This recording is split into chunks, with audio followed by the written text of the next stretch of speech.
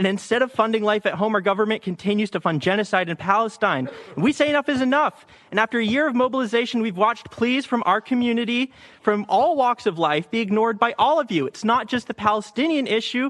We say time is up for this city council, and time is up for genocide! Time is up for genocide!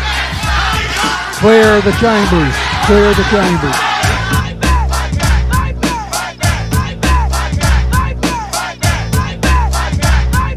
Welcome to Fight Back Radio, production of fightbacknews.org, taking you to the heart of the people's struggle. I'm your host, Richard Berg, and today our guest is Ryan Delaney, and we're going to try something a little different today. Ryan has been an activist and radical for some time now, and but he's also, as an activist, we want to try to investigate how he uses socialist and Marxist ideas and theories in his activism to try to change things.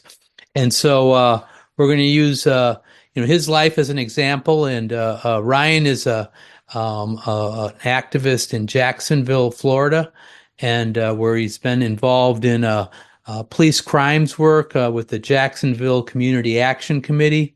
And he's also been involved in Jacksonville with the Palestine Solidarity Committee. So welcome to Fight Back Radio, Ryan. Hey, Richard. It's great to be here. Yeah. So I see you have your shirt and the banner for Freedom Road Socialist Organization. So if our listeners can note that if you're watching on YouTube, you can see it yourself that he's wearing all his gear and representing Freedom Road in a big way. So I want to start though by going into you weren't born an activist, so can you tell us a little bit about your life and what led you to consider and eventually become an activist? Yeah, of course. So I started out really young, I think, in terms of the timeline of what radicalized me. I'm not going to bore you with my young life, but when I was a young adult, I was essentially lumpen proletarian. I was not making money in a legal way. I was selling drugs, and I got arrested for it.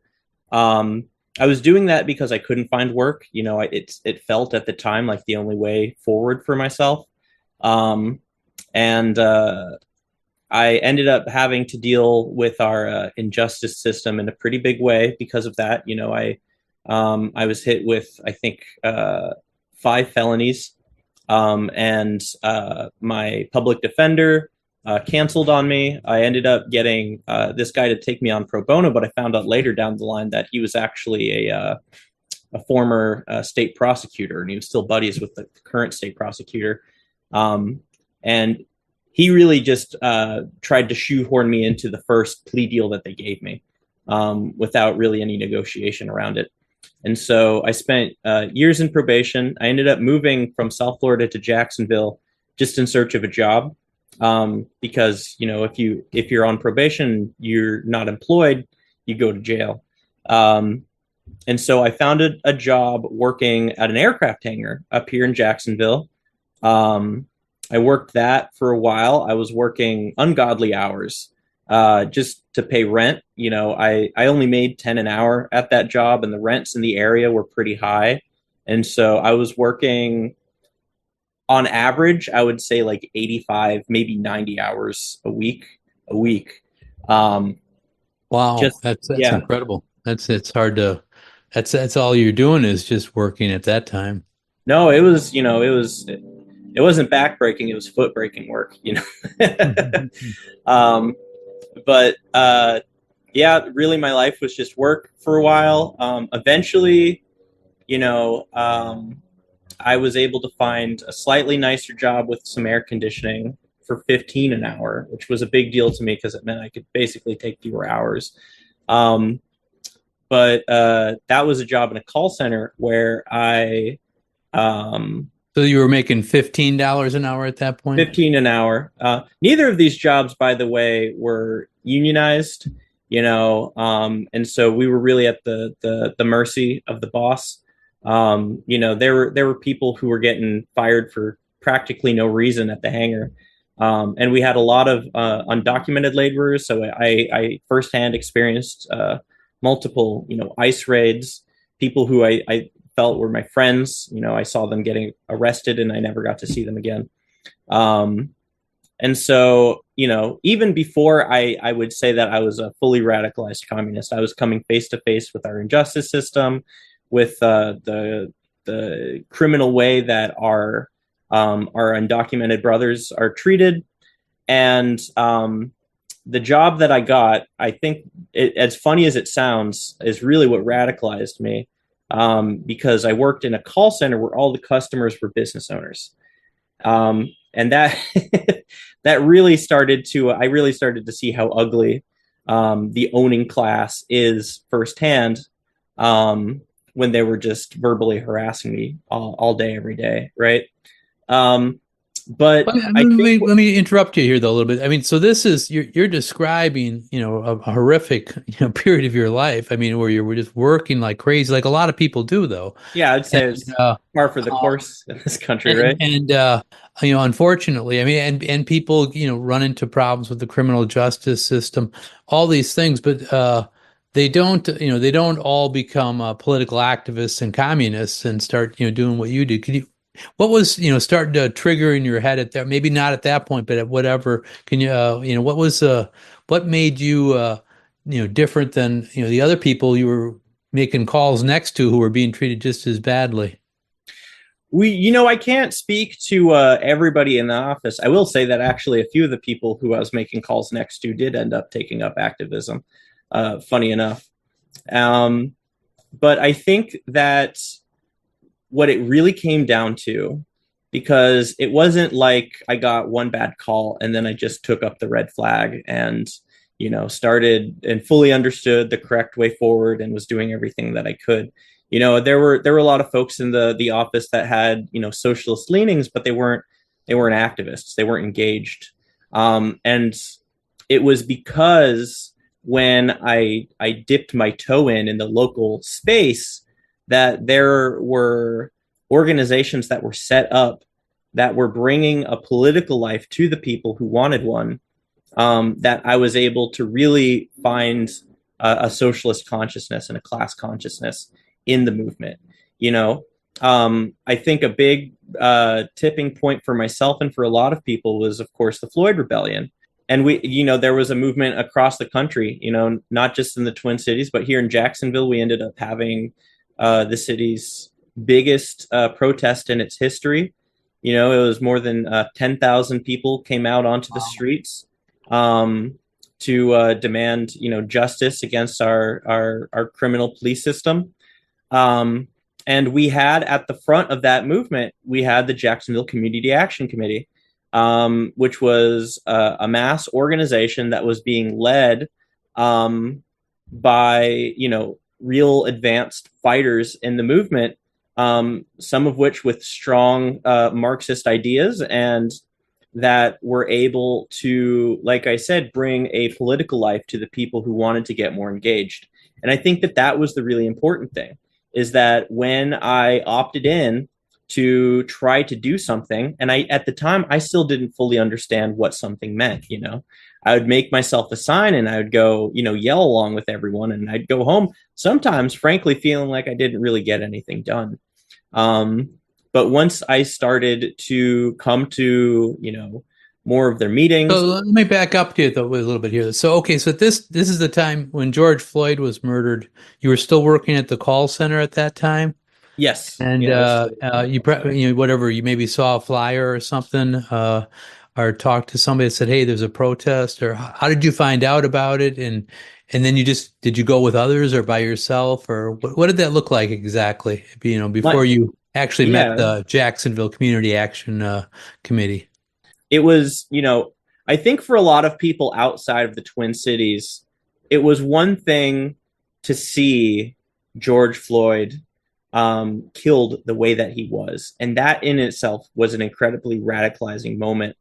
But I think something that took it a step further for a lot of people and gave that movement, a magnitude of energy more, was to see how the police and how the state responded in the fallout of that, to see that they weren't apologetic at all, to see that the state was completely backing Derek Chauvin, and that there were Derek Chauvin, who killed the police officer who killed George Floyd. That's correct. And that there were people who were being met with, militarized hostility for their protests for a righteous cause, right? I think that, and for me personally, that was really something where, that was an extra layer of fury that really motivated myself and a lot of people to mobilize and to try to do something. And so I just looked online to see if anything was going on in our area. I saw that there was going to be a rally, downtown. I didn't know who was putting it on exactly. I didn't know what the local organizational scene looked like at all. I just saw that a bunch of people were going to be at this place at this time. And I went, I made my own sign. We went out, someone ended up handing me a megaphone to do chants at one point, and I only. What did your sign say? I think it just said like Black Lives Matters or something like that. I don't even still have it. Maybe I should have kept it for sentimental reasons. I think I ended up reusing it a lot, like spray painting over it, and then. But I continued to organize. Really as an attendee for a while in the movement at that point. And I was starting to learn a little bit about Marxist theory on the side. I was just reading books, and I wasn't fully connecting how those are actually applied in a real material way. I would read Lenin and I would read like State and Revolution and think, okay, now I understand that we cannot defeat the system with reform. We're never going to vote someone in that has full intentions to defeat the ruling class, because the ruling class controls our electoral system in the first place, and they wouldn't let that happen, right? I started to get some of that. Let me back up a little bit here with you. So, okay, so you were reading. Vladimir Ilyich Lenin, the leader of the Russian Revolution, the Bolsheviks, and that's apropos State and Revolution. That's exactly about what George Floyd and the militarization of the government, and how the bottom line is that they have guns and can do and enforce their laws. But let me ask you how you found. I mean, that seems like I don't know. Maybe you did find it by chance, but that seems like an odd book. Did somebody suggest that to you? Were you looking around? How did you actually come across the State and Revolution? I mean, really, just online. I think that social media it's in a spot now where I think if you're looking for some sort of left-leaning content, people aren't afraid to talk about, Marx and Lenin and Stalin and Mao the way that they were, maybe 10, 20 years ago. It's, I hope become, the zeitgeist in a sense for the radical tradition, that to not shy away, from these people who were, Lenin was the first person to really successfully create a dictatorship of the proletariat, to really hold in his hands, the future of, and not just Lenin himself, but the Red Army and the all of the Soviets. They were for the first time ever in history really able to hold in their hands like the keys to the future, and to building a genuinely socialist society. Right? We had attempts like the Paris Commune before that, but the Soviet Union was really radically something different. And so I think at that time, this document though you found by just maybe I'm fascinated by this. It's our age difference, I guess, but but you've just by surfing, because when I was your age, there was no online. Oh yeah, yeah. But, so in libraries, and if you were carrying around a book of Lenin, people would be looking at you funny, and unless you were a professor or something like that. But yeah, you just searched around online and said, "Oh, this seems like something I should be looking at," and started reading it. Yeah, online, Twitter, Facebook, Instagram, it was something that was already sort of on the margins in the discourse when it came to, Black Lives Matters and George Floyd. And I think especially towards the tail end, Biden got elected, and I can't speak for everybody, but in a lot of areas, it's like 90% of people just packed up their bags and went home. And, the people who were left around saying there's still work to be done, it was like, what happened, right? We had to summate that. We had to strive to understand, why it was that way and how to continue to move forward. And, online, people were talking about Marxism, and it appealed to me. I had always had, a left-leaning sentiment, and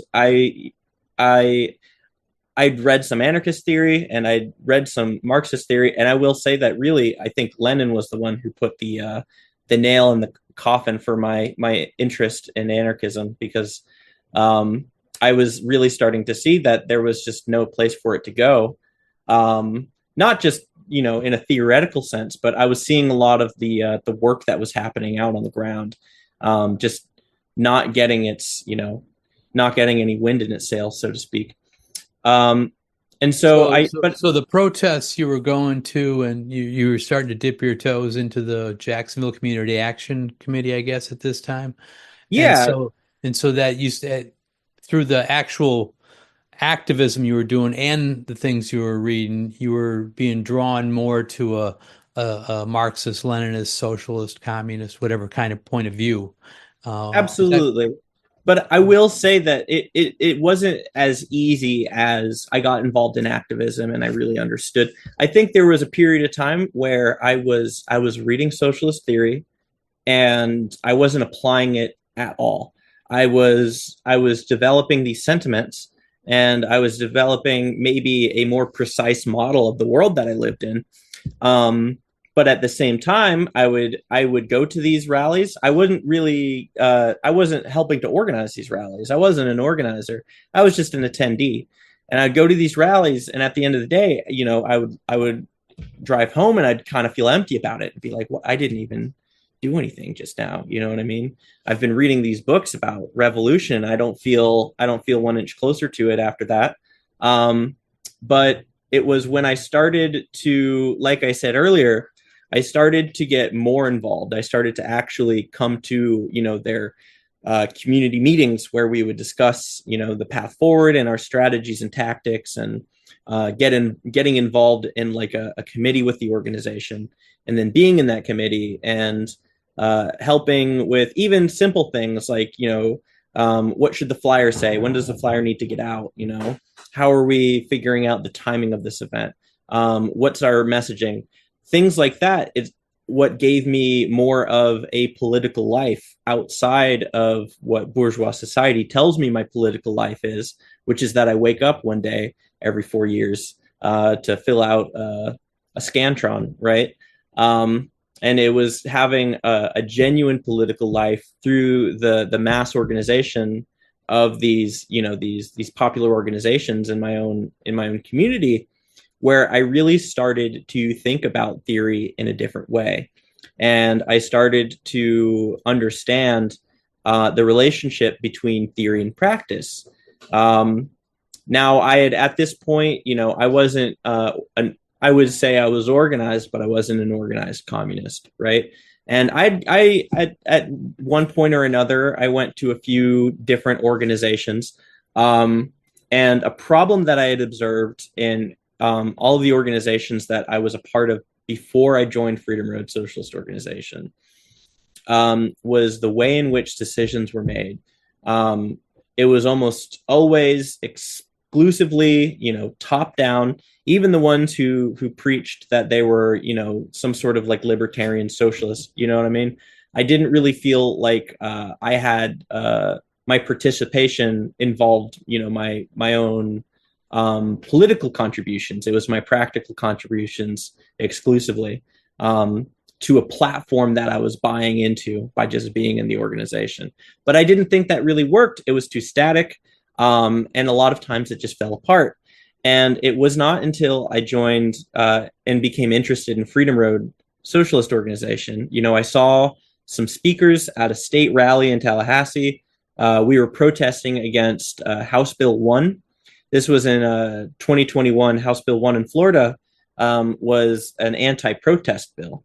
It afforded Tallahassee's the capital of Florida, right? Yep. So you Yes, were it going is. to the state house to protest this bill. Exactly. And it was a bill that, if I'm not being 100% accurate, you'll have to excuse me. It was a while ago, but among other things, I think that one of the things that it made legal was that here in Florida, if you organize a protest to block a street, the drivers are legally protected if they decide to run you over and claim self-defense for it. And it made it essentially so that there were all of these new measures that made it harder to protest, and made it more dangerous to protest, right? And so we had this big state rally. I saw some Freedom Road speakers there at the rally, and I was really interested in what they had to say. And so I started to pursue, general membership with Freedom Road, and I eventually joined Freedom Road as cadre after, demonstrating a high level of activity in my local community and a strong, advanced, practical record. The other cadre, they approached me and said that they were interested in having me join. After I had read the program and had basically agreed to the discipline of being in cadre. Well, let me stop you there for a second. So first, I mean, you went around different, some different lefts, or observed some different lefts, and you said, okay, this Freedom Road, they're the ones for me. And then you started to talk here about you joined as a general member, and then later now you're a cadre member of Freedom Road. Yeah. Could you talk a little bit about what the difference between those two are, and what made you want to become? I mean, I think you started to talk about why you wanted to be a general member, but why if you could maybe deepen that a little bit, and then also then talk about why you decided to become a cadre member, which is more of a commitment. Yeah, of course. So I'll start by kind of describing what a general member is. And so a general member with Freedom Road Socialist Organization, you don't necessarily have any obligations. You're paying a subscription, to you're paying a membership fee. And in return, you will be invited to some online seminars, and you'll be encouraged, to get more involved in your local community. It was when I became a general member that I had mentioned in my general member application, that I would actually be interested in cadre. And when I did that, a member of Freedom Road Socialist Organization, they gave me a call. I'd put my phone number down in the form, and they said, if you want to get more involved, a great thing to do would be to get more engaged in the mass work in your community. There's this organization, Jacksonville Community Action Committee, down there. You should really plug in with them and get a firm sense of practical organization with them. And if you do that, I'm sure that someone will reach out to you. And sure enough, that's exactly what happened. As someone from Freedom Road Socialist Organization reached out to me a little bit afterward to invite me to become cadre. Now, the difference with cadre, of course, is that I think the critical difference is that you're abiding by what we call party discipline, right? Now, Freedom Road doesn't consider itself to be a communist party. We consider ourselves to be a pre-party formation. We think of a revolutionary party as a very particular thing. It's a relationship to the masses and to the working class of your country, right? And I think that Lenin said it best when he described the cadre of a revolutionary party as the generals of the proletarian army. And what he meant by that essentially is that every member of a revolutionary party has a capacity to lead the masses in their area. And that through that relationship of the cadre of a revolutionary party, you are able to speak to and speak eventually for the entire class, and to be a tool of the class itself that fights for its emancipation and that brings consciousness and political life to the whole class, right? And it isn't until you're able to do that at the level of the whole class itself that you would necessarily be, in a scientific sense, a communist or a revolutionary party. And so we consider ourselves a pre-party formation. However, we still abide by what we call party discipline. And that comes down to the framework of what is called in Marxist theory democratic centralism, which is that we practice an internal party democracy. You know, we have conventions, we put things to group vote, whether that be at, you know, the unit level or the district level or nationally at a Congress, to decide how things ought to be done. And when we make that decision democratically, every member of the organization is subordinate to that decision. And we have to be good, disciplined communists and abide by that decision that we collectively came to together. I was a part of that decision-making process. Maybe it wasn't the decision that I thought was going to be best, but it is the decision that the group thought would be best. And so we'll carry out that plan.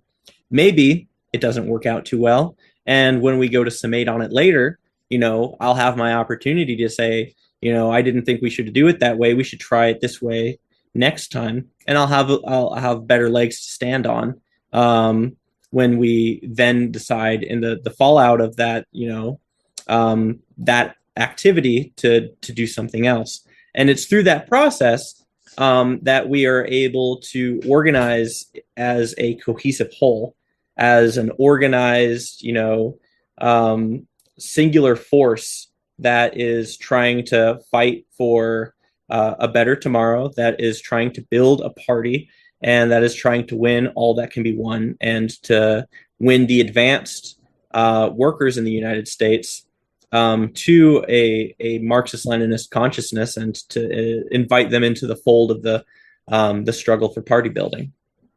Yeah, let me. I mean, actually, it's you know, it doesn't sound that different really than what happens in the labor movement in terms of democracy, to be honest with you. I mean, if we're in a contract battle, and I've been in the labor movement for decades, so this is familiar to me. If we're in a contract battle, we'll take a vote on a contract, and we'll have vigorous debate, you know, and should we accept this, reject it? Should we go on strike or do some sort of action? And there'll be all kinds of discussion and debate, and we'll take a vote. And once we vote, if we vote to go on strike, for example, everybody's expected to go on strike, even those that voted the other way. When it's over, if you know what you say is true, whether you know there's a formal period or not, there'll be people will let you know after a strike whether it was a good idea or a bad idea to be on strike, and what their views were beforehand. So yeah, so that doesn't surprise me that much. But you were saying that you can't just declare yourself a party. That the people decide who their leaders are. You know, and you can't just declare yourself leaders. And so I want to go back to that, because you've talked early on in this interview about the relationship between theory and practice, and I think it's important to whatever your ideas are, to try to, be one with the people, and actually, if you're going to be a leader, you have to be a leader in what they care about and what their demands are. Could you talk to that a little bit about how you do that and how Freedom Road does that? Absolutely, and that is a perfect lead-in to really how you cannot separate theory from practice, right? Have you ever heard the phrase, educate, agitate, organize, right? Yes, of course. You know, Yeah. I would argue that educating and organizing are the same thing. You can't do one without the other. Um, and if you're doing them both right, then you're agitating someone. But one of the most important parts of Marxist theory, Marxism is a materialist political theory. It is something that affirms that our ideas come from matter.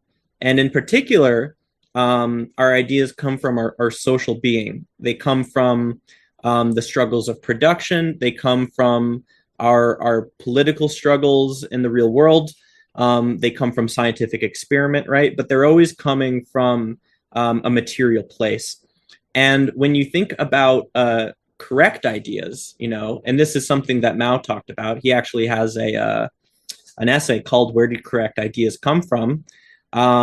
This is And he Mao says, Zedong, the leader of the Chinese Revolution. that's right. And he says, do correct ideas? Do they drop from the skies? Right? No, they don't. They come from social practice. And this goes right back into what you were saying. You can't just, if correct ideas don't come from the sky, then once you've got one, you can't just drop it on someone's head. You have to get them to buy into it themselves. And so if you are going to educate the masses and you're going to bring them to a socialist consciousness, you have to engage them in social practice. You have to bring them along with you for the ride of arriving at those conclusions in a material way by struggling over the thing that they are trying to understand, by struggling to change that thing. And because ideas are formed in this way, this is the basic foundation of Marxist theory, is what we call materialism. It's this idea that ideas aren't just something in and of themselves, that the idea is something that is a product of our material environment. And so for us to win people over to correct ideas, we have to bring them into the struggle to improve things. And so it is for that reason that you cannot separate theory and practice. You can't just have someone come to your book club and as long as you pick the right books for them to read, they're going to turn out all right. You don't know whether they're going to accept the ideas in those books or not. And you don't know whether or not the words that they read on the page are going to result in the same ideas in their mind that it would for you. I've seen two people read the same passage and come to completely different conclusions over what that passage meant. And the real truth of things, it's something that in certain cases it transcends language. You have to really just experience it for yourself. Again, going back to Mao, when he talks about, this, the materialist idea, and how you have to struggle over a thing to understand that thing, he gives the example of a pear, right? You have to bite the pear and eat it to actually understand what the pear tastes like.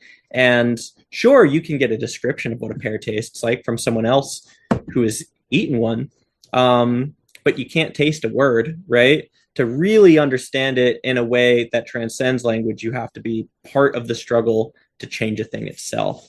And let me ask you that one I want to ask you for a different example. After George Floyd died, and the Jacksonville Community Action Committee was organizing, motivating people in the streets, and you were coming forward around this, and you were meeting other socialists and Marxist Leninists.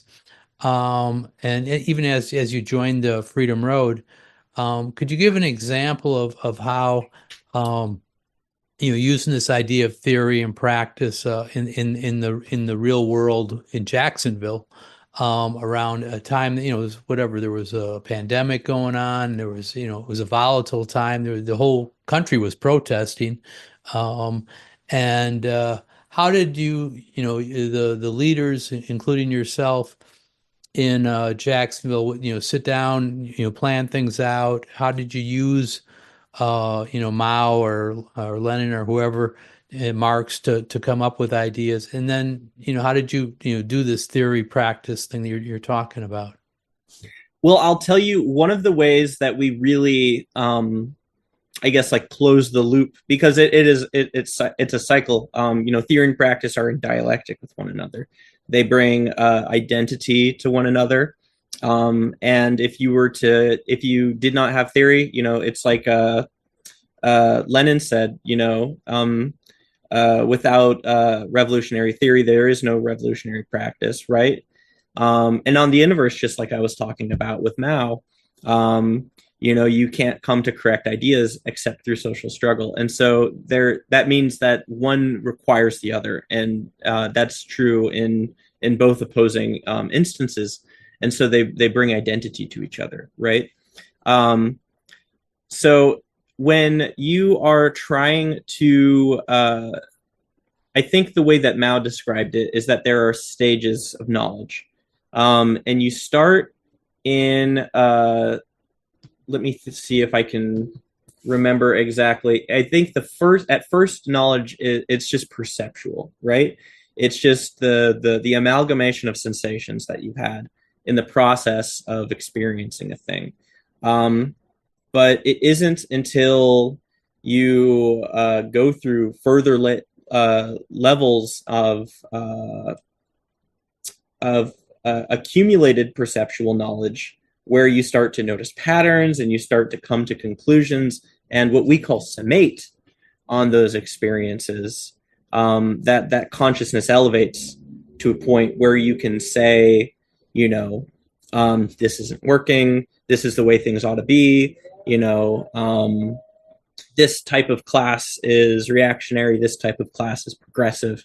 It isn't until you have that accumulation and that you summate on them that you're able to really elevate that consciousness to a new level. And so what we do is we organize with people, and then whether it's in the immediate aftermath of that organization or a few days later, but in a relatively timely manner, we try to have some sort of, whether it's formal or informal, some sort of summation with the people who, the mass activists and the mass organizers, not just the people in the Freedom Road Socialist Organization, but everybody who is involved. We try to talk to them to say, how did this go? How did this go?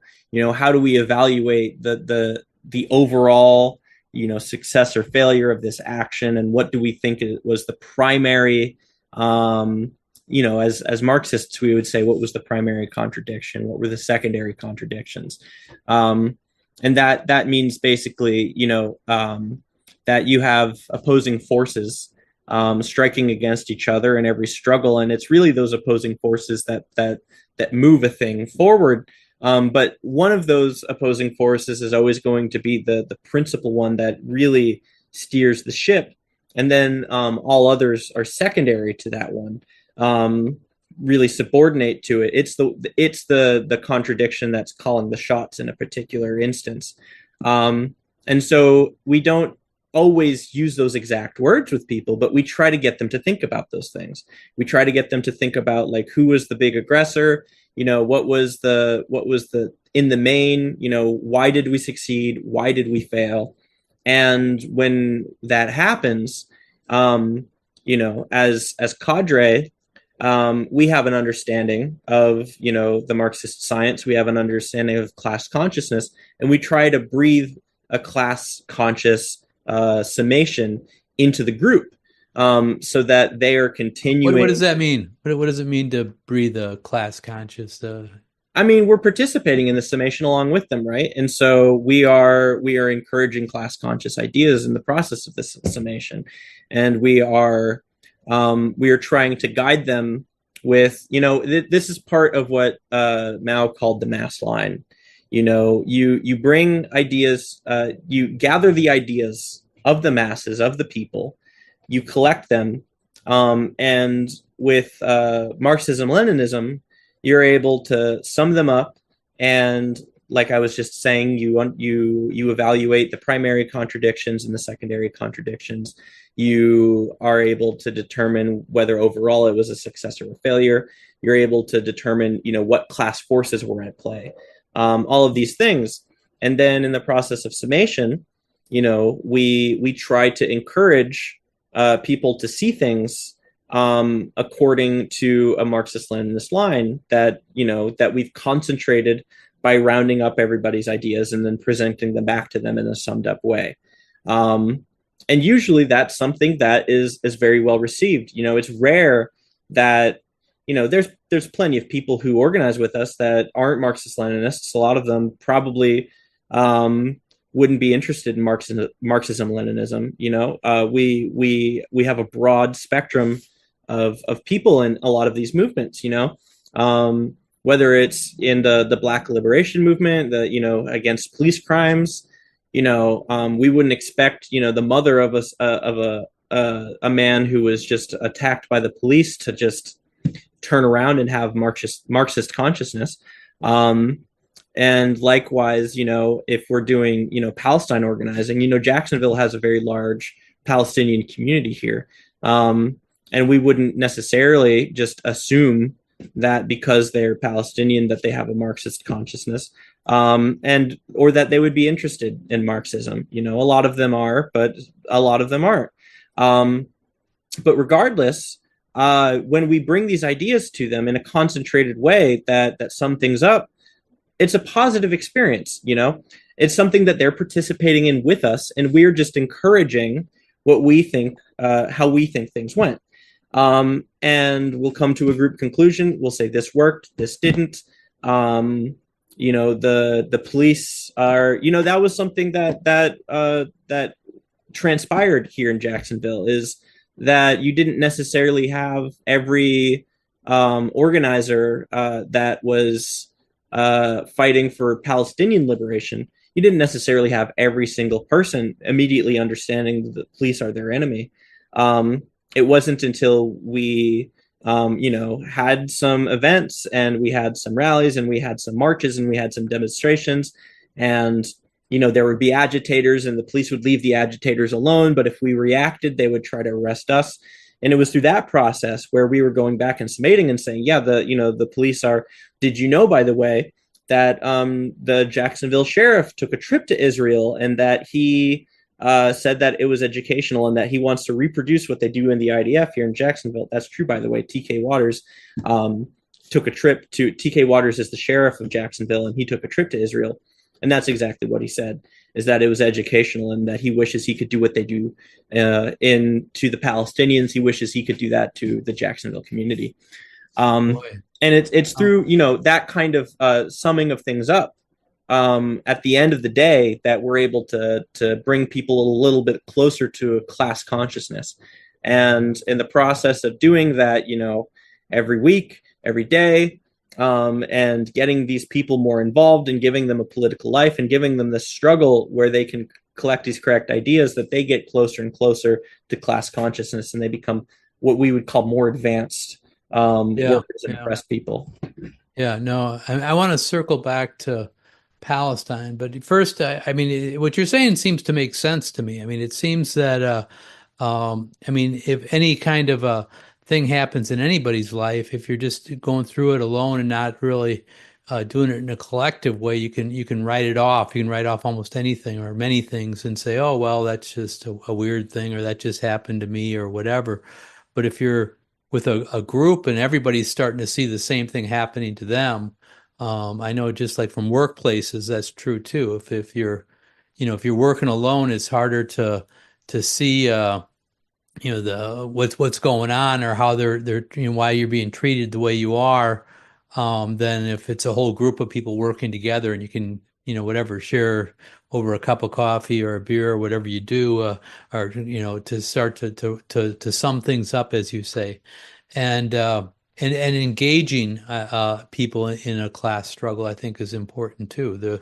The idea that the people that run the country and the world, and which is the same in our case of our country, that they're not benevolent. They act in their own interests. And so class consciousness seems to me to get people to think beyond what's good for me and to think what's good for me is the same thing that's good for the entire class, all the people that are, being used by those running the country and the world. So, anyways, that's maybe my little speech there. But I wanted to circle back to, you started to talk about Palestine and Israel and the sheriff in Jacksonville. And I know you've more recently become active around the issues of Palestine, and certainly the last year that's been at the front of any political person's mind in a big way. Can you talk a little bit about how Freedom Road approaches the work around Palestine in the Middle East and in Jacksonville, and why you do it that way, and what's the reaction you get from people that are not Freedom Road members that might be interested in the issue? Yeah, we have since the very beginning, Freedom Road has taken a very pro-resistance position.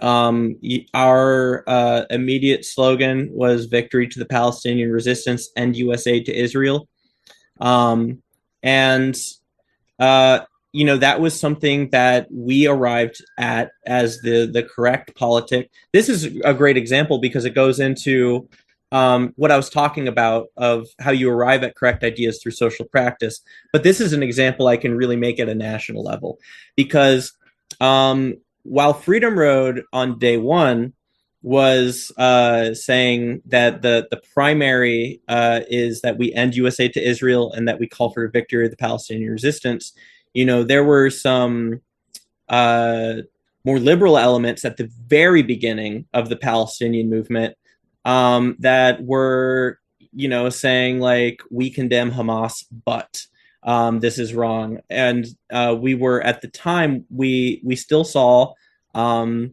it was good that we went through this process, we still saw a large movement calling for a ceasefire, right?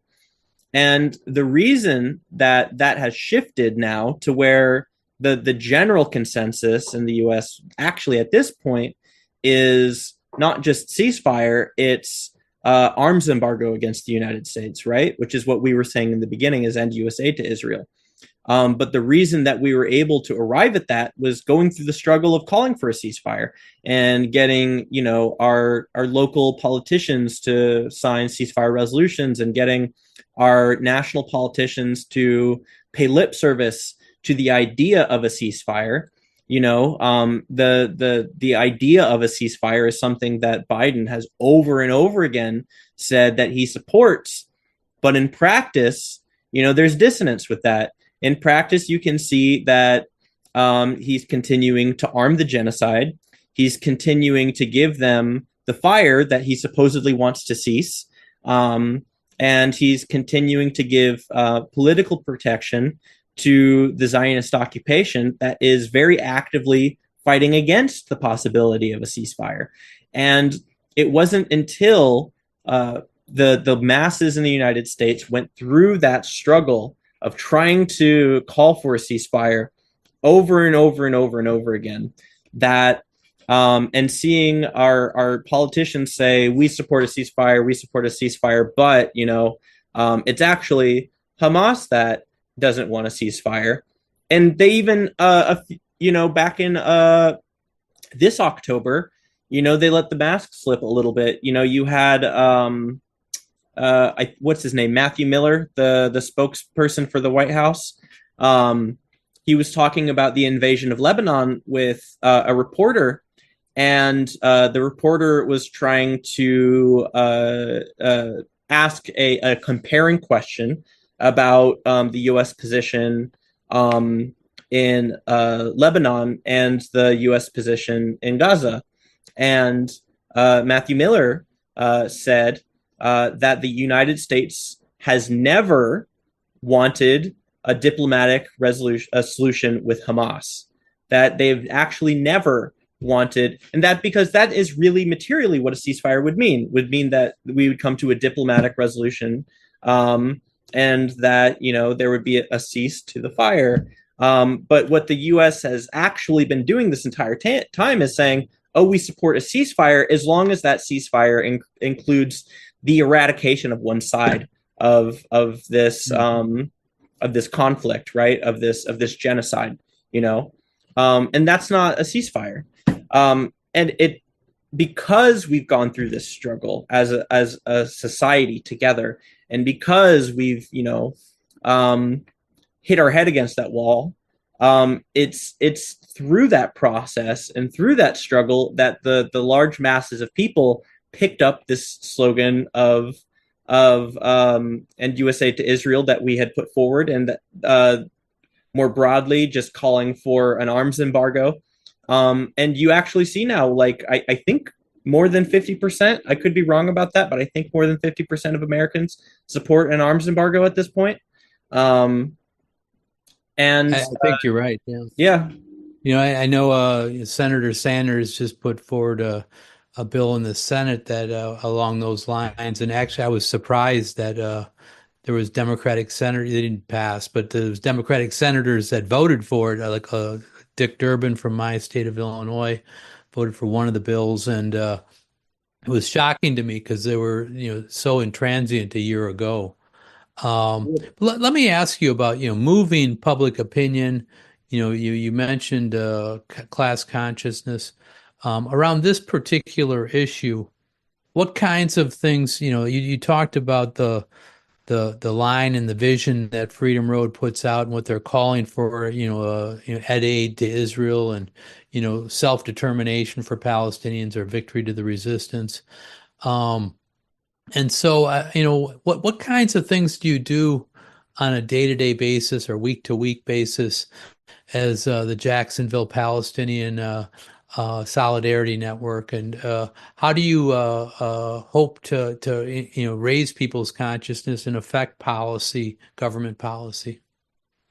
Yeah, so one of the things, and I think that a lot of folks who have been in local Palestinian work will really resonate with this, is that at first, one of the you have a few different kinds of naysayers, right? Obviously, you have people who are just hostile to the Palestinian existence, and they're never going to be your friends. They're backwards. If you ever encounter them, the best thing that you can do is isolate them, keep them away from everybody else. But then you have this intermediate group of people who they sympathize with the Palestinian people, but maybe they think that there's nothing that they can do, or maybe they think that it's not really a local issue. It's just the only solution comes from the White House, right? And so one of the big things that we try to do is bring politics to the people here, give them, like I said before, give them a political life.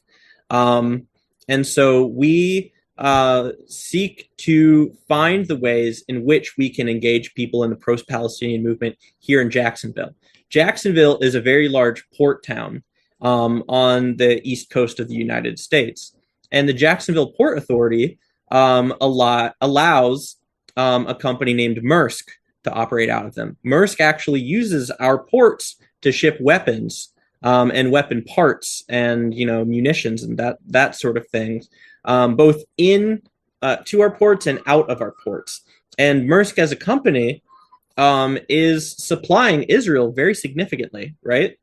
And so one of the things that we have done is locally we've targeted Maersk.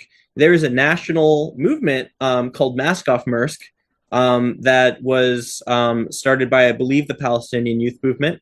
And we've signed on to that campaign here locally because we have Maersk operating out of Jacksonville and we have them operating out of our port, right? And so we've created this slogan that we've adopted, and I didn't think that I would have it next to me, but I do. Of we want genocide out of Jacksport. Jacksport is what we call the Jacksonville Port Authority, and so we've used that campaign to bring consciousness to people, not only that there is a local contribution of the city of Jacksonville to this genocide, but also that there is an outlet for them to do something about the genocide, in their backyard. it has been, a very grueling campaign. There in a lot of different ways. There was a lot of research that has gone into just understanding, logistically, like, okay, can we say without a shadow of a doubt that something has come into Jacksonville port, left the port, and then arrived at Israel? Can we for sure, point that out? Do we know who controls the decision for Maersk to be allowed to operate out of Jacksport? Do we know anybody in the Longshoremen's Union? Do we? And we did. We knew someone in the Longshoremen's Union because we have a friend who organizes in the Central Labor Council of Northeast Florida, and that was able to point to us someone in the ILA. And it was through that process we actually learned about the ILA, that it's in their constitution that they're not allowed to deny military shipments during their strikes. It's something that they signed on to back in World War I, that I imagine was for the preservation of their union at the time, and that continues to be part of their contract today, or their constitution today, I should say. So we learned a lot of things in the process of building up this campaign to figure out, who are our friends, who are our enemies, who are the intermediate people who we can possibly win over to our side, what are the pitfalls, and that process in itself was something that wasn't just Freedom Road Socialist Organization, or just, like a 3 or 4 people in the Jacksonville Palestine Solidarity Network that were working on this. We were trying to engage a broad spectrum of people to help us do this research and to, come to these ideas. We'd have these big general body meetings where we would talk about our strategy for these things, again, to, bring political life to people. And we have since then, we've held not just like rallies to shore up support and to get more people engaged, but we've actually, protested out front of Jacksonville Port Authority. And the last time we did, we had somewhere around 150 people in the middle of a heavy rainstorm protesting in front of the port. And because we were there, they actually, like, I don't know if they closed the port down per se, but they barricaded the only exit, like entrance in or out. And so they had to reroute their shipments for hours while we were out in front of them protesting. Through that process, we learned that there's a church right down the street from the Jacksonville Port Authority that's very sympathetic to the Palestinian cause. And we've done outreach work with that church you learn who your friends and your enemies are. You summate on it, and you advance the movement, and you try to win all that can be won. And ultimately our goal is to get Jacksonville in a position where our ports are not contributing in any way to the arming of Israel. And that's a great example of how, and I'm sure, there's people who are listening now that might live in a port town themselves, and maybe they haven't looked at this avenue of things. I would really encourage you to look at, what companies operate out of your ports, and if any of them have ties to Israel, because there could be something there where you can get people engaged to divest from the connection between our military and industrial complex here at home and the arming of the genocide against Palestinians. It's all over the United States. This sort of thing is happening. Other ways that I've seen people get engaged in Florida, I think it's the city of Daytona Beach. I could be wrong about that, but there's a city here in Florida that's filing a lawsuit against its local government because of all of the money that they've invested into Israel bonds. And they're arguing that they've actually gone against their fiduciary duty to the people, right? And that's something that, I wouldn't say is the most direct action that you can take, but it's a way in which you can get locally involved. And no, that's good.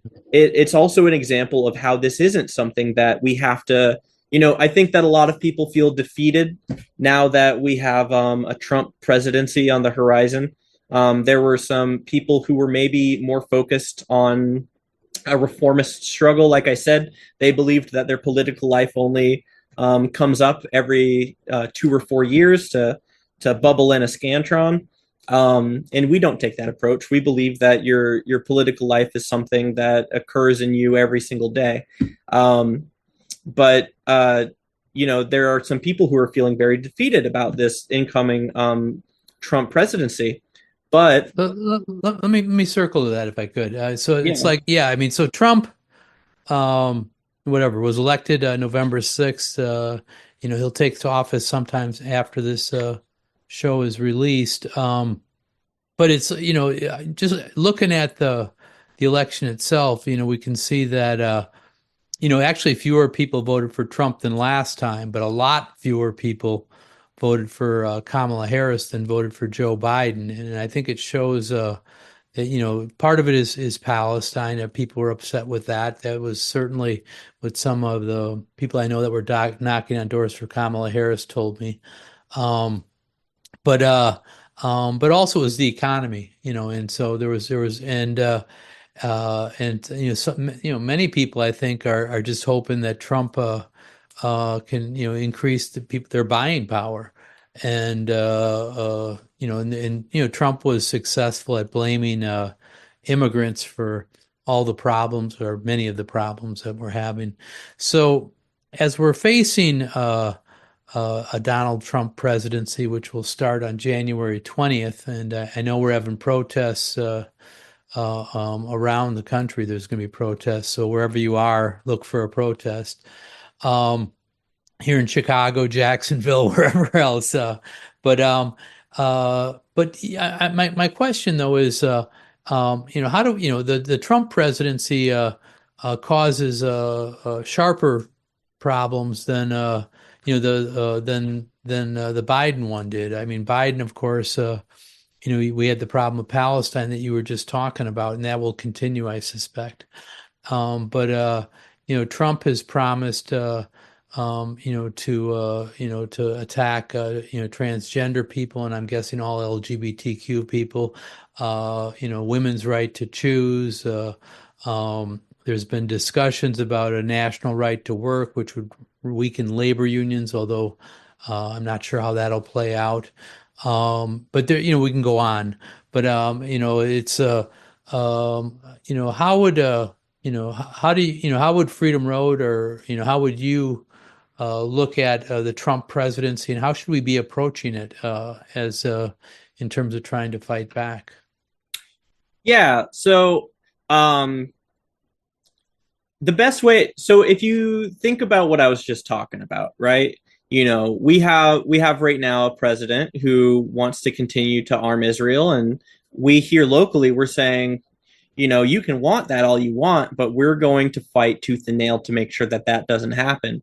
And there are people in, every city that are that have the capacity to do the exact same thing, to fight directly in the movement against these reactionary policies that any president might put forward, right?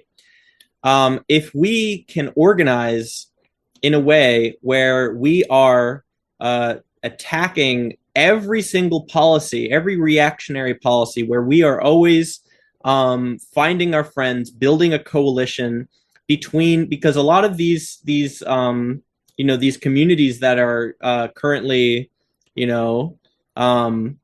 under the thumb of the Trump presidency, they've got a lot more in common with each other than they have with either of the ruling political parties, right?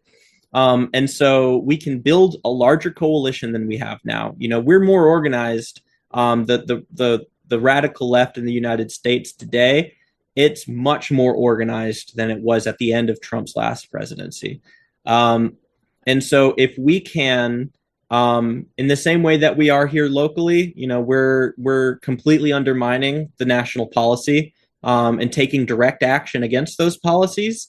If we can, fill the streets and directly undermine every nook and cranny of this Trump agenda, will make the U.S. ungovernable. By the Trump cabinet, will make this country a country which he cannot enact his policies in, because we have the capacity, we have fighting people in every city who maybe they're not organized yet, but they can be. And I thoroughly encourage them to take that first step. We can defeat Trump by making this country, like I said, ungovernable, by undermining every aspect of his policy and every aspect of his agenda through collective organization, through solidarity with one another's struggles, and by building a united front between not just the working people, but also the oppressed nationalities, whether that be the Black community, the Chicano community, whether we're talking about like you said, trans people, whether we're talking about the Palestinian communities who Trump is threatening to deport now as well. We can build a united front, because together we're stronger, and there's a hell of a lot more of us than there are of him. Yeah, that makes sense. I think the first, maybe I'm wrong, but I think the first big fight here, what Trump is promising, is to declare a national emergency and to deport up to 1 million or more people. Mm-hmm. And I think these are I work with the Chicago Teachers Union. These are our students and their parents and everybody else. I mean, these are our neighbors.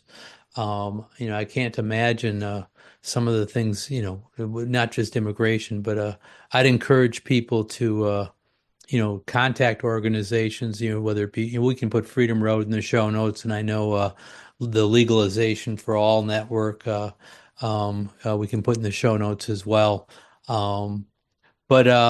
We could talk about Trump for a long time, and we will on Fight Back Radio, I promise. But we're running out of time here right now. So before we end the interview, though, I want to give you a chance if there's anything that we didn't cover here, Ryan, that you'd like to mention, or anything you'd like to say, before we end the interview.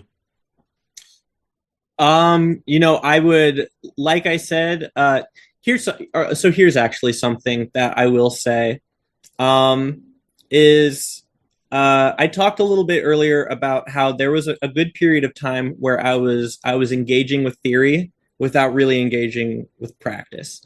And I think that there might be some viewers who fashion themselves communists but haven't really gotten organized yet, right?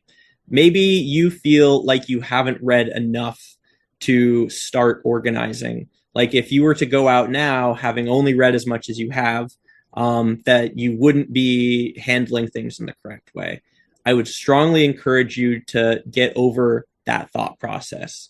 The sooner that you get out there and you provide yourself with a political life where you are actually directly struggling over these things, that is where all of the things that you read moving forward will have genuine weight behind them. And not a minute sooner than that. So if you have that thought, and I know that's a very popular thought amongst a lot of young people who are just becoming radicalized right now, and they don't know what to do next, there is no minimum requirement of reading you have to do before you go out and you start to organize. Start doing it today.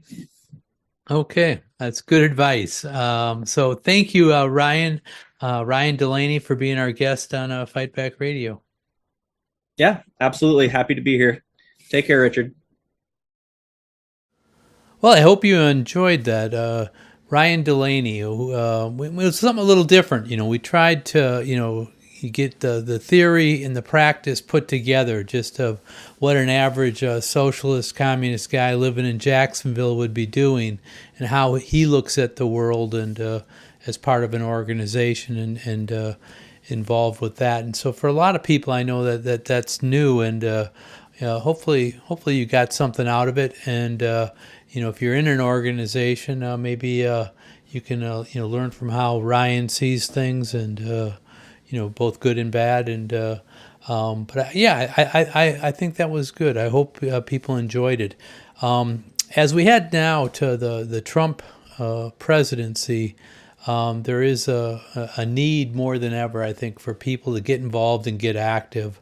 And there's a reoccurring theme here at Fight Back Radio for us to encourage you to get involved in the movement, and I'm going to do that again here. But I know in cities across the country, there's going to be marches and rallies on Inauguration Day, January 20th, which is also Dr. Martin Luther King's birthday. So for my UPS brothers out there and sisters, this will be your first paid Martin Luther King birthday holiday. And don't just send it with your feet up. I'd say go to a protest. Go to a protest in your city, or help organize one. Get your union sisters and brothers out there because that's what we need to be doing with our free time, is starting to organize as a class and trying to make things better. So I encourage people to do that. January 20th. Find it a city near you.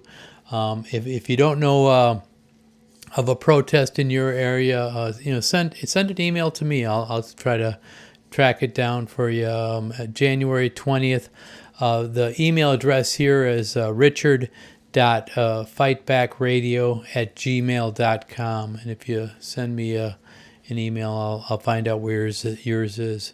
And also, since I put the email address out there, I want to encourage people to also give us feedback. Give us criticisms. What would make this a better podcast? What things are you looking for, or would you like to see us do here?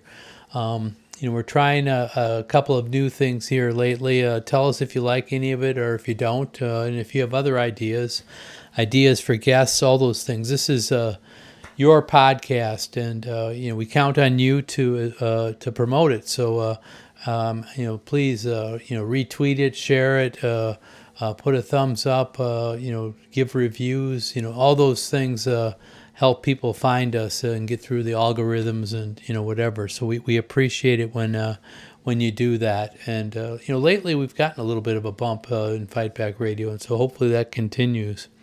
Finally, I want to thank our crack production team, who, as always, just does a fabulous job. Natalie Pranis, Dodd McColgan, Vince Olson, and Shane Tremley.